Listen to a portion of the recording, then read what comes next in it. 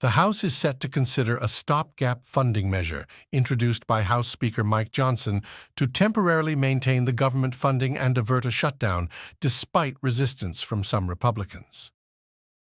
A new report from U.S. federal agencies warns that the impacts of climate change are being felt across the country and will worsen in the next decade due to continued fossil fuel use, further stating that current efforts to decrease planet warming pollution are not fast enough to meet national targets or the global goal of limiting warming to 1.5 degrees Celsius.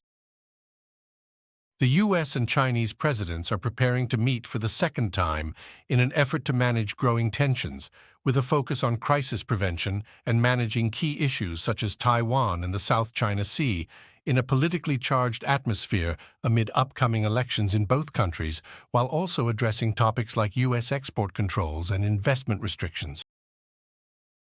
President Biden was criticized for only encouraging Israel to be less intrusive in their actions without addressing Hamas's actions, which include using civilians as human shields, setting up military command centers around hospitals, and hoarding fuel needed for hospitals. The indefinite closure of Los Angeles' major traffic artery Interstate 10 due to a massive fire that California Governor Gavin Newsom stated was set deliberately is causing increased commute times and is considered a crisis for a city known for its traffic problems, with more than 300,000 people traveling this corridor daily and no timeline for reopening.